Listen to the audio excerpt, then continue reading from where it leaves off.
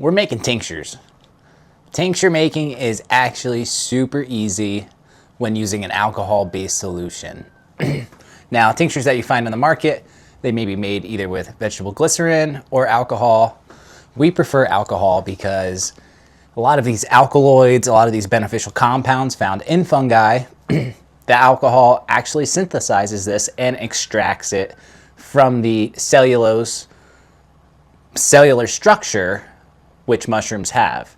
So the cellular structure that a mushroom is grown into or out of, these little hard walls, are made out of chitin, which are the same exact things that sea-dwelling creatures, cockroaches, all of that kind of stuff, these little exopods, that's exactly the same exact compound, which is really crazy to think about.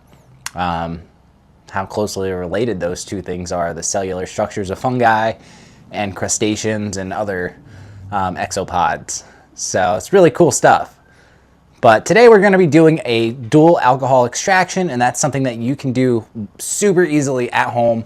We're showing you kind of the at-home DIY version here. A lot of the alcohol extracts that you find on the internet are done in food-grade labs, including ours. And there's lots of other little things you want to look into. But essentially, all you're going to need to do this is 200 grade ethyl alcohol, or any high grade grain alcohol works fine. I mean, if you can get some high proof grain liquor, it's going to work absolutely fine. That's how people have done this for centuries, millennia, in order to extract the medicinal compounds out of plants, fungus, other things. Alcohol was just kind of the main thing that people used. So we don't like to change things up and make it too complicated. So we're using lab grade ethanol alcohol. Just use grain alcohol, or a different type of grain alcohol, I should say, if you're interested in doing something a little bit different. But it all tastes the same. I mean, you're going to be adding it to coffee, teas, some other morning drink or evening drink that you have. You're not going to be just drinking this stuff straight up. There are people who like to put it under their tongue, but that's just like, that's a little too much for me. So we're going to be doing a 50-50 water alcohol extraction here. The whole purpose of the water is we're actually going to take this remnants that are found in these jars. So we're first going to take this, we're going to extract all of the alcohol that's in here out of this material by squeezing it out. So, but to do that, we're going to use a huge tea bag. This has been the easiest thing that I've found. Get these on Amazon, wherever, but a big ass tea bag is the way to go. So we're going to get the remnants there, squeeze that out, get all of our alcohol into one pot.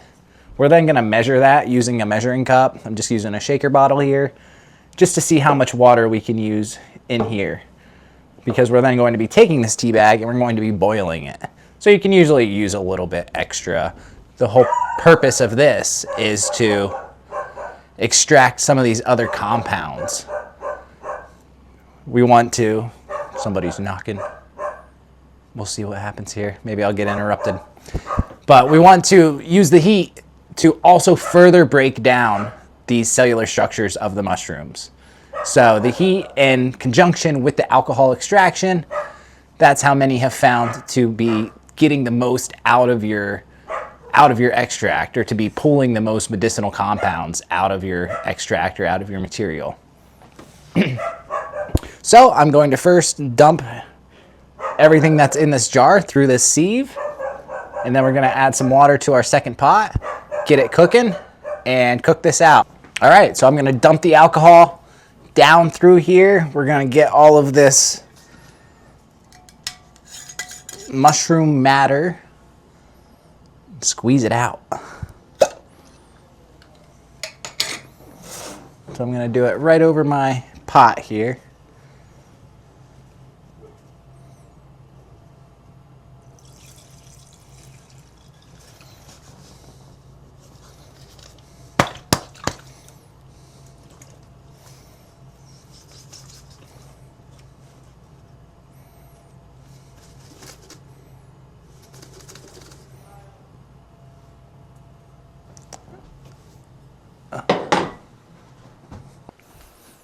Okay, my grandparents just stopped by. They have some friends in from Canada, so they wanted to check out the farm, see what we got going on. It was actually really sweet because these people have been through a couple years ago when we were still at our old farm, and they saw us working out of a small little red barn with not a whole lot of equipment. We were working out of the basement of a house and a garage and in this small little red barn, moving material between all of that stuff. So it was cool to hear their perspective of exactly how far we've come and stuff. So that was sweet. That was really cool. All right, so now I'm going to show you getting the alcohol out of this actual material. So we have a pretty well drained pot of alcohol. We're just going to squeeze it. That's it. We're going to squeeze it.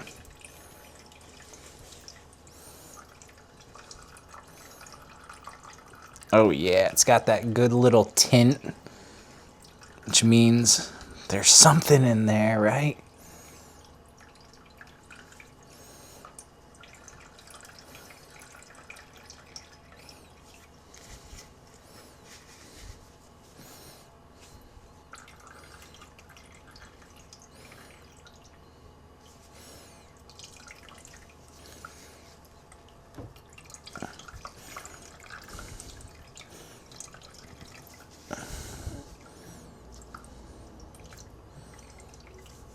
Kind of like milking an udder there.